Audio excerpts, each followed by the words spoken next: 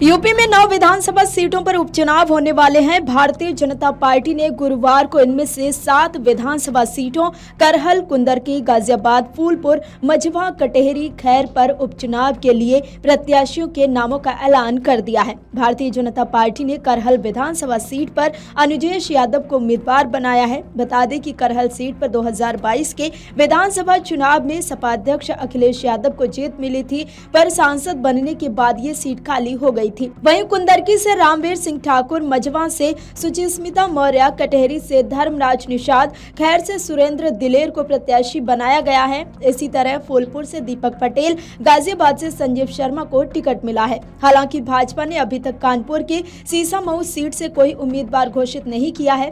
अगर हम कटेहरी विधानसभा की बात करें तो कटेहरी से धर्मराज निषाद मूल रूप से बसपाई हैं। 3 बार बसपा से विधायक और बसपा सरकार में मंत्री भी रहे। 2022 से पहले बीजेपी में आए, चुनाव लड़े और हार गए। बीजेपी ने इन्हें फिर मौका दिया है। मझवा से सुचिस्मिता मौर्य बीजेपी से विधायक रही हैं। वर्ष 2022 में सीट निषाद पार्टी को दे दी गई थी। इस बार मझवा से बीजेपी अपनी पार्टी की पूर्व विधायक को लड़ा रही है। अलीगढ़ की खैर सीट से सुरेंद्र दिलेर पूर्व बीजेपी सांसद राजवीर दिलेर के बेटे हैं। फूलपुर से दीपक पटेल पूर्व बीजेपी सांसद केसरी देवी पटेल के बेटे हैं। वहीं कुंदरकी से रामवीर ठाकुर बीजेपी के कार्यकर्ता हैं। वे बीजेपी से चुनाव लड़ चुके हैं पर जीते नहीं थे।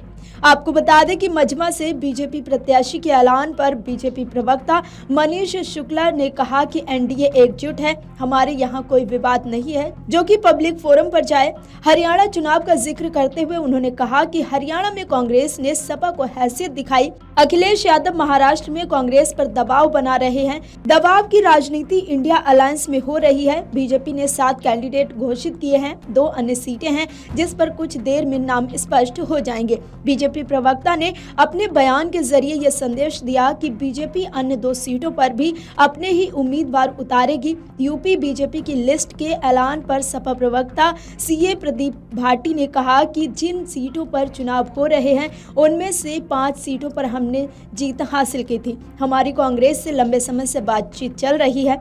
बता दें कि बीते कुछ दिनों से बीजेपी के सहयोगी दल निषाद पार्टी ने कई मौकों पर मझवा और कटेहरी सीट मांगी थी। बीजेपी हाईकमान से भी उन्होंने बात की थी, लेकिन जो सूची आई है उससे साफ है कि निषाद पार्टी को कोई सीट नहीं दी गई है। पिछली बार कटेहरी की सीट पर निषाद पार्टी का उम्मीदवार लड़ा था। इसके अलावा निषाद पार्टी के उम्मीदवार को भाजपा ने मझवा की सीट पर अपने सिंबल पर लड़ाया था। इसी आधार पर संजय निषाद दोनों सीट इस चुनाव में मांग रहे थे। बता दें कि जिन सीटों पर उपचुनाव होना है उनमें बीजेपी के लिए कई चुनौतियां हैं। अखिलेश यादव की करहल के बाद दूसरे नंबर पर बीजेपी के लिए मुश्किल सीट है मुरादाबाद की कुंदरकी में 2022 के विधानसभा चुनाव में समाजवादी पार्टी के जिया उर रहमान विधायक बने थे। लोकसभा चुनाव में वे संभल सीट से सांसद बने हैं। कुंदरकी विधानसभा पर बीजेपी को केवल एक बार 1993 में सफलता मिली थी। इस विधानसभा में मुस्लिम वोट करीब 65% और हिंदू वोट